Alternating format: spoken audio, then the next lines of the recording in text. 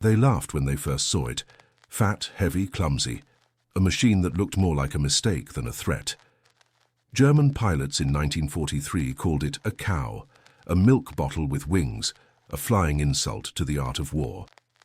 But the laughter did not last long, because in that strange American machine, hidden under its bulk and awkward lines, was the sound of their future ending. That sound would come to be known as thunder, and once you heard it, you never forgot it. For the Luftwaffe, the war had been a dance they knew by heart. They had mastered the skies from Poland to France, from Britain to Russia. They believed in speed, in elegance, in the sharp precision of tactics honed through endless battles. They believed that the pilot's skill was what decided life or death. Then came the P-47, a fighter that broke every rule they trusted. It did not turn like theirs, it did not climb like theirs, it did not fight like theirs. And yet, it refused to die. That was the first crack in the German illusion of invincibility. Imagine the horror, emptying your guns into a single enemy, cannon shells tearing through metal, fire erupting in the cockpit, and still, impossibly, the machine continues to fly. You watch it limp back across the channel riddled with holes, a ghost made of iron. You realize in that moment that you are not fighting just another aircraft. You are fighting something that feels eternal, something that turns your skill, your experience, even your courage into dust. The laughter is gone. In its place, silence. A silence filled with fear. The Germans began to understand that the war of the sky was changing. The old rules of the duel, the honor of the dogfight, were being replaced by something colder, something overwhelming. They were not just facing pilots, they were facing an idea that sheer weight, sheer firepower and endless production could grind down even the sharpest blade. The P-47 was not beautiful, but it was unstoppable. And to the men who once ruled the skies, that was more terrifying than anything they had ever seen. This is the story of how the mockery turned to terror, how the sky itself betrayed those who thought they owned it, and how the thunder grew louder until it drowned out even the proudest voices of the Luftwaffe. Stay, and you will see how a machine once laughed at became the weapon that buried their dreams beneath an avalanche of steel and fire. They thought it was a joke, a heavy, swollen machine struggling to climb into the morning sky over France in April 1943. German pilots, hardened by years of war, laughed when they first saw it. The laughter came easily, sharp and cruel, because the Luftwaffe had ruled the skies for so long that arrogance had become second nature.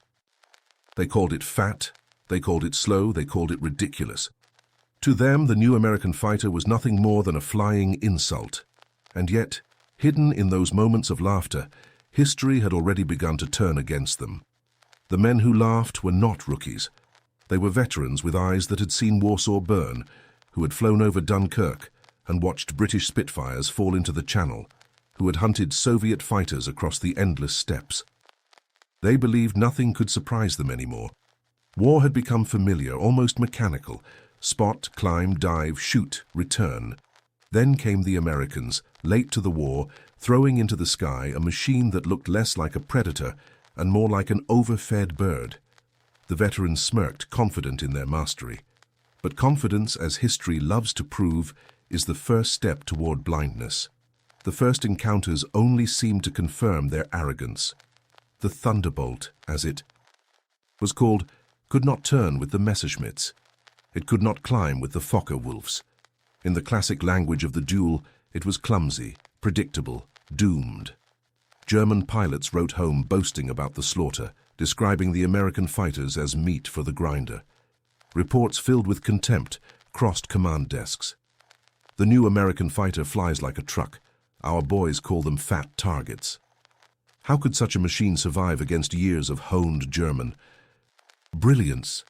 That question did not yet have an answer, and so the laughter continued. But war is not only about what is seen in the first minutes of combat. War has a cruel way of revealing truth slowly, like a blade pressed deeper each day. Something began to disturb the laughter. When these American machines did fall, they fell hard and late. When they did not fall, they crawled home, torn and shredded, but still alive. German pilots began to notice details that did not fit their certainty. Why did that plane not burn after taking 20 cannon shells? Why did it not break apart after losing half a wing? Why did the enemy, who should already be dead, still turn its nose back toward England, limping through the air like a wounded beast that refuses to die? The laughter grew quieter. For the first time, cracks appeared in the armor of German confidence. The Luftwaffe had long believed that victory in the sky came from skill, agility, and the precision of maneuver. But the Thunderbolt did not play by those rules. It seemed built for another kind of war, a colder kind, where the ability to endure mattered more than elegance, where sheer survival carried its own kind of victory. German pilots began to feel something they had not felt in years: confusion.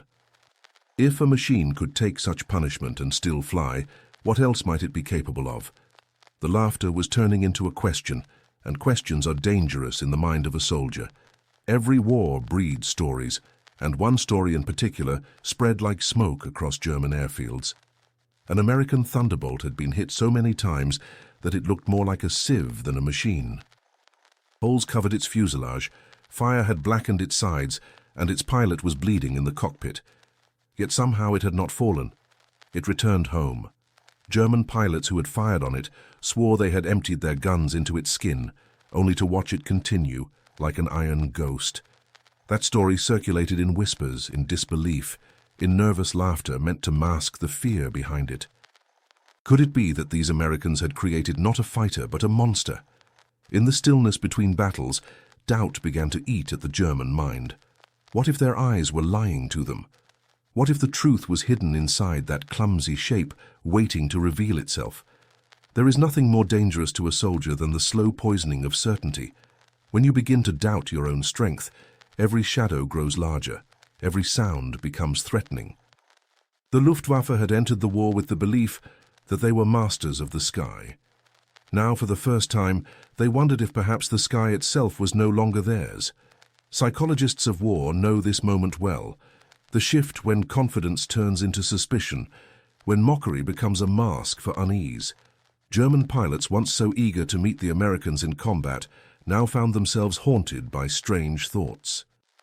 What if the fat machine was not a failure, but a design meant for something greater? What if the Americans, with their endless factories, knew something that the Luftwaffe did not? Questions like these grow heavy inside a man's chest. They do not let him sleep.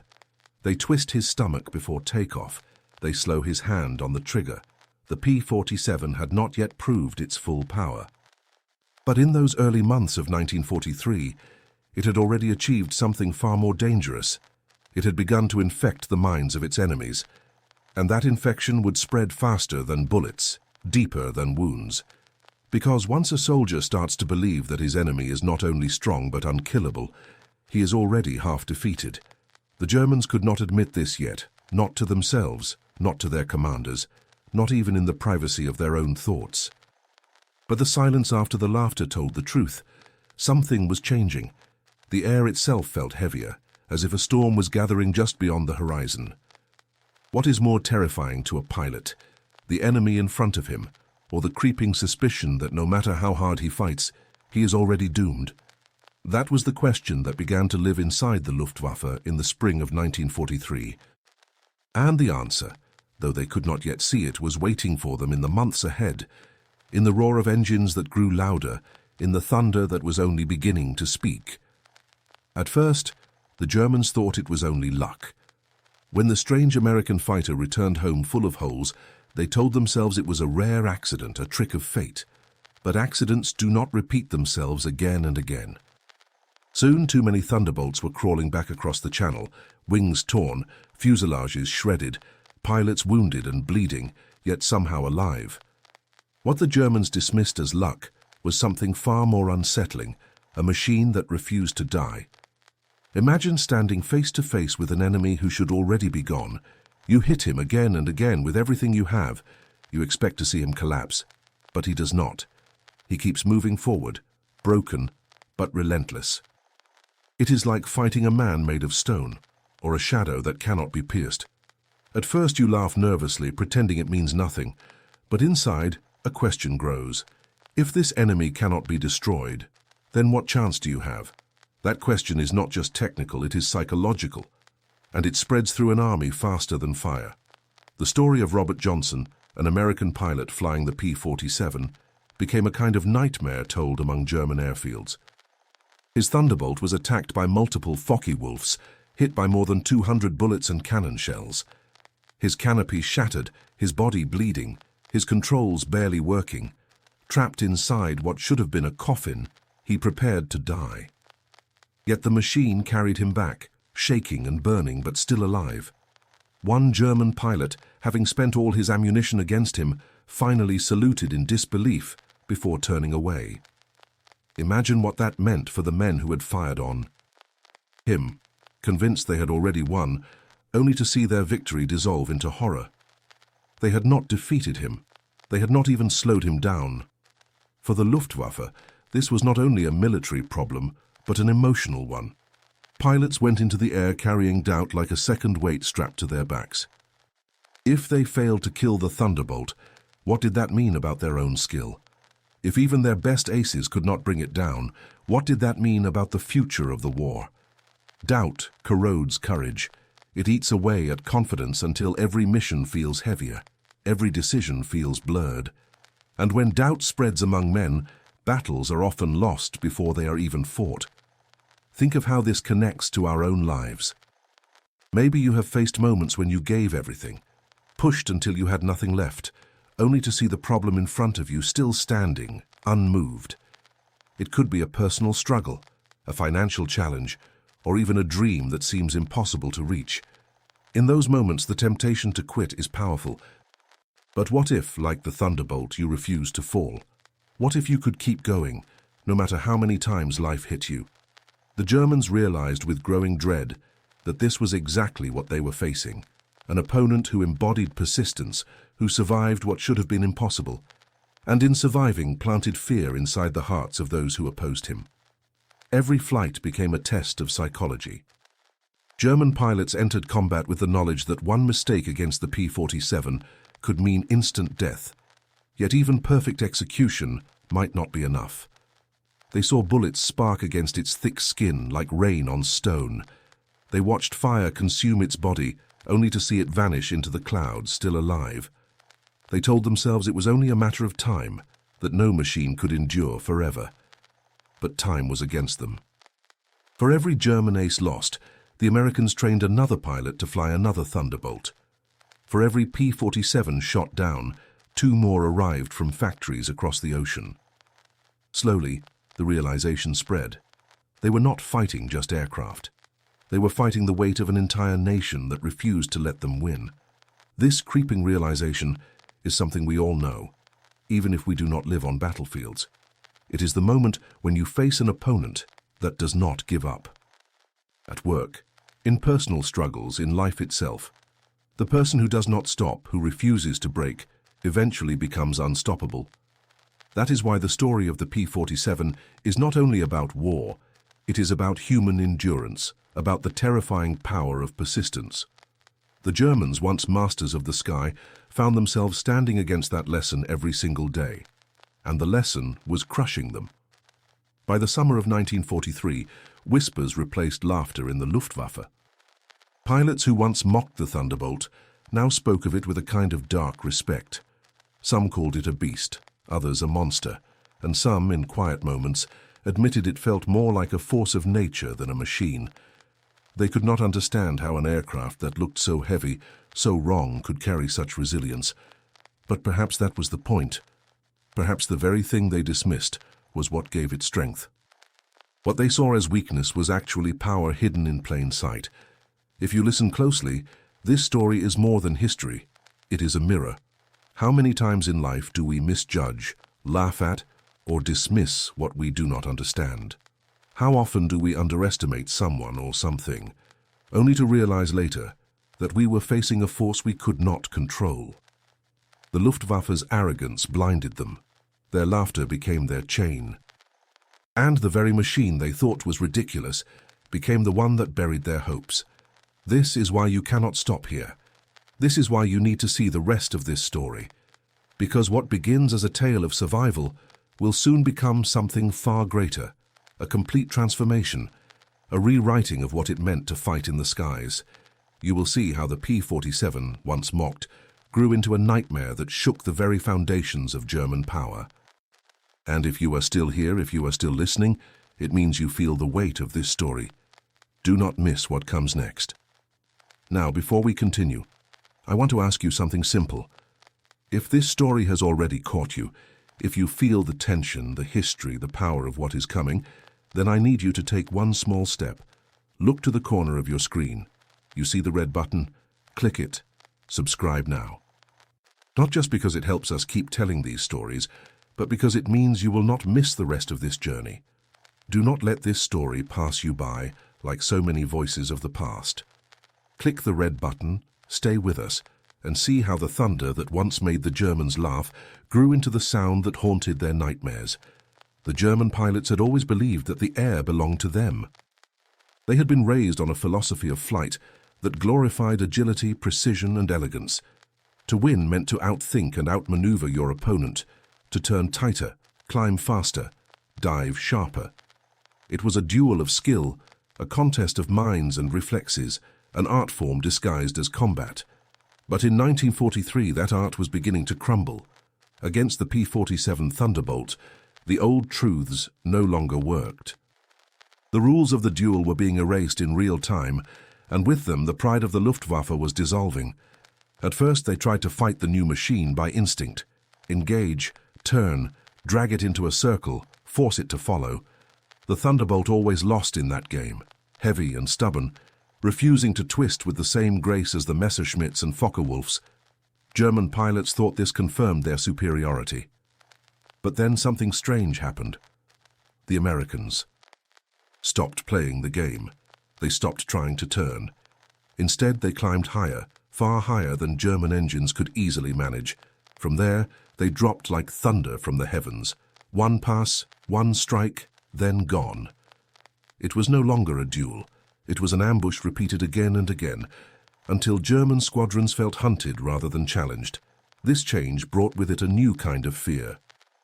Imagine standing in a field knowing that somewhere above you, invisible in the sun, your executioner waits. You cannot see him, you cannot predict him, but you know that at any second he could fall upon you at a speed that makes escape impossible. That was how the Luftwaffe began to feel in 1943. The sky that once gave them pride now felt like a trap. And here is the question that haunts us. How do you fight an enemy who refuses to meet you in the way you expect, who breaks the rules you have lived by, and who invents new ones as the battle unfolds? The Americans called it boom and zoom. To the Germans, it became known by darker words. Pilots who survived spoke of walls of fire, of impossible speed, of enemies who attacked and then vanished before a counterattack could even be imagined. There was no rhythm, no back and forth, no dance. There was only the sudden strike and the devastating silence after. Combat reports told the story in numbers that seemed unbelievable. Entire formations torn apart in seconds, fighters shredded before their pilots even understood what had happened. The Luftwaffe could not match this.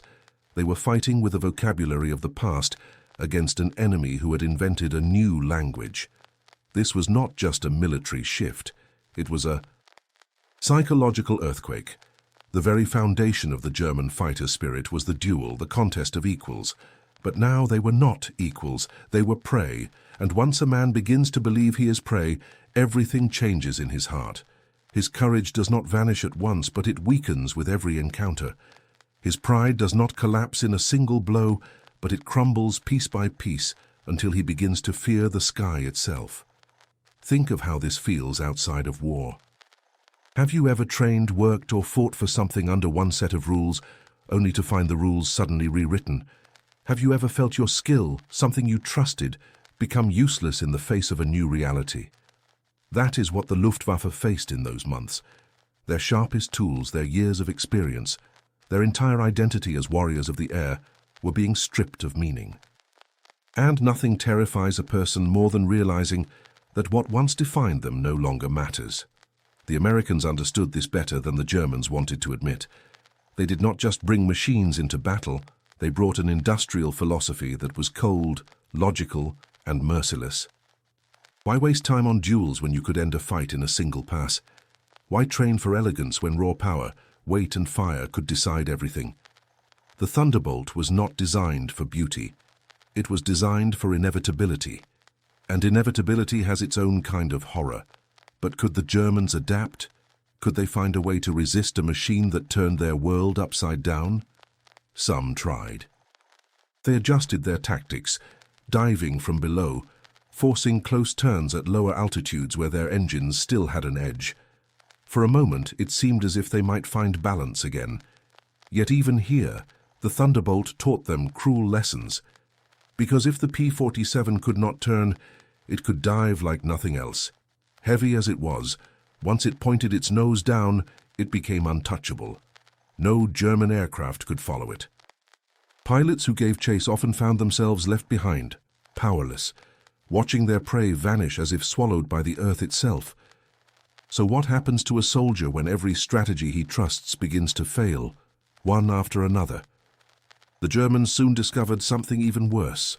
The Thunderbolt's guns, 8 heavy machine guns firing in perfect unison, created a storm of lead so thick that it did not matter if aim was perfect. One short burst turned the sky into a wall of death. A Messerschmitt caught in that convergence zone did not fall, it disintegrated. Pilots who survived described watching their comrades' aircraft torn in half, wings shearing away, fuselages breaking apart, men vanishing in fire and debris. It was not war as they had known it. It was extermination from the air. What lingers in the mind of a man who witnesses this? What stays in his dreams after returning from such battles? For many Luftwaffe pilots, it was the sound. The roar of the P-47's dive, followed by the mechanical rhythm of those guns, a sound so relentless that it seemed less like a weapon and more like fate itself. They began to call it the voice of doom. And in their hearts they began to wonder, how long until that voice spoke their name? These questions were not asked openly, of course. Pride and propaganda kept the surface strong. Reports still spoke of victories, of brave pilots who fought against impossible odds. But underneath, in the silence between missions, in the quiet of mess halls after a raid, the truth grew like a shadow. They could not stop what was coming, and deep down, they knew it. Isn't that the most terrifying part of all? Not defeat itself, but the slow, undeniable knowledge that defeat is already written, waiting for its moment to arrive. The Thunderbolt, once mocked, had become a hunter. The Luftwaffe, once feared, had become prey. The old art of war was dying, and a new kind of war was taking its place, a war of weight, of power, of overwhelming fire. And for the Germans, each mission into the sky became less about victory and more about survival, less about glory and more about enduring another day. But even survival was becoming rare. Because the thunder was no longer distant, it was above them, around them, inside their very thoughts, and there was no escape from the storm that had begun. By 1944, the sky itself had changed its voice. What once sounded like a battlefield of equals had become a stage where only one actor held the script. The P-47 Thunderbolt, now improved with new propellers and longer range tanks, rose higher, faster, louder. The Germans, who had once laughed, now gave it a name of fear and awe. Donnerschlag, thunderclap. It was not just a fighter. It was a storm that broke upon them without warning. And as the storm grew, the Luftwaffe realized they were being erased not only from the air, but from the story of the war itself. The numbers told the truth they could not hide. In 1943, German fighter losses were already heavy, but by the middle of 1944, they had reached levels that no nation could replace. More than 2,000 German aircraft were destroyed in the month of June alone, the same month when Allied bombers, escorted by swarms of Thunderbolts, crossed into France to clear the skies for D-Day. The Luftwaffe could put barely 300 operational fighters into the air that day. Against them stood more than 5,000 Allied planes. The math itself was merciless. Every German pilot knew that he was not only outnumbered, but outproduced, outtrained, and outlasted. For every Messerschmitt shot down, another Thunderbolt rose from a factory line across the ocean. The imbalance was no longer tactical, it was existential. The sound of thunderbolts filled the skies over Normandy, Pilots who had once boasted of duels now described the invasion skies as a nightmare. Where everywhere they turned, more American fighters appeared. Survivors told stories of taking off from their airfields only to be attacked within minutes, engines destroyed before they even reached altitude. Some did not even make it off the ground. By June 7th, German airfields across France were smoking ruins, their runways cratered, their hangars burned, their fuel depots erased by rockets and bombs dropped from thunderbolts circling above. To fight was no longer to contest the sky, it was to survive for minutes against a storm designed to annihilate. The Luftwaffe's terror was not only in the air. The thunderbolt descended upon the earth itself with the same merciless weight. German soldiers on the ground gave it a name of their own, Jabos. At first it was said with a soldier's bitter humor. Soon it was whispered with dread. These fighter bombers carried bombs, rockets, and 8 heavy machine guns, enough firepower to turn a column of tanks into burning skeletons within minutes. In Normandy alone, thunderbolts destroyed more than 600 locomotives, 6,000 trucks, and countless tanks in just weeks.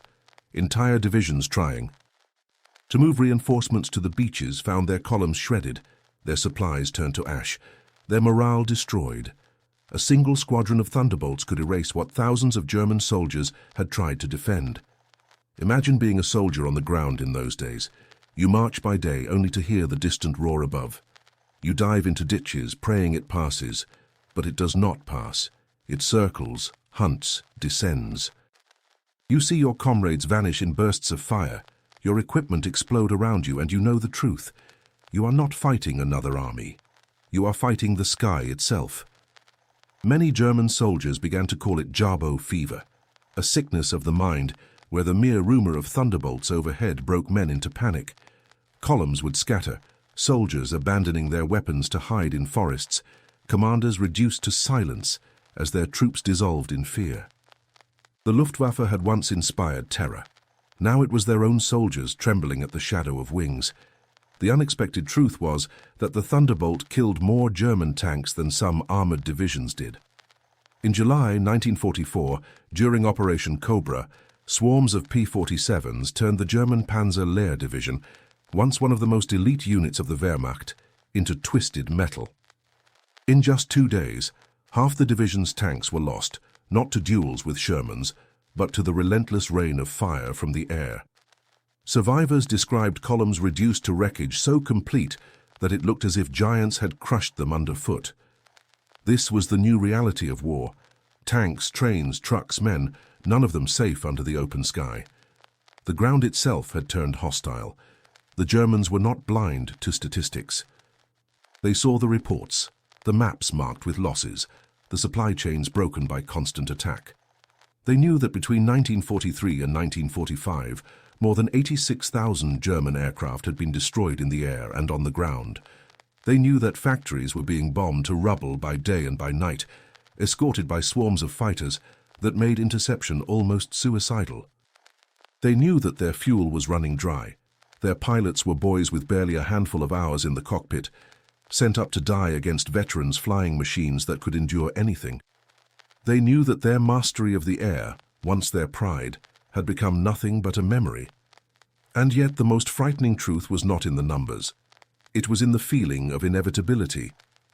For a German soldier in 1944, it was like living under a permanent storm. No matter where you went, no matter how strong your position, the thunder could come. Villages, forests, rail yards, roads, none of them were safe. The war was no longer fought in moments of bravery, in duels of honor. It was fought in the crushing silence of knowing that the next roar above might be the last sound you heard. Do you see what happens when a machine becomes more than a weapon? It becomes a symbol. The Thunderbolt was not beautiful, it was not elegant, but it was everywhere. To the Germans it came to embody the cold, relentless power of an enemy that never tired, never stopped, never ran out of men or machines. It was the iron hand of American industry, reaching across the sky to strangle every hope of resistance. You could destroy one Thunderbolt or even a dozen, but what did it matter when 100 more were already on their way? This is the paradox that broke the Luftwaffe. They had built their identity on the skill of the pilot, on the duel. on the idea that courage and mastery could bend the sky to their will. But against the Thunderbolt, no amount of courage mattered. No amount of mastery could change the math. The sky was no longer a place of contest. It was a place of inevitability. And inevitability cannot be fought. It can only be endured until endurance itself collapses. By late 1944, the Luftwaffe was dying not with a scream, but with a silence. Its best men were gone, its fuel almost gone, its machines crumbling. The Thunderbolts kept coming, not as individuals, not even as squadrons, but as an endless storm. German veterans who survived admitted later that the Thunderbolt was not only a machine but a sentence. It was the sentence of their defeat, written across the sky in fire and steel. And yet ask yourself, what is more haunting, the moment of destruction or the slow realization that destruction is certain? The Luftwaffe lived that realization every day of 1944 and 1945. They had once been the hunters, now they were prey.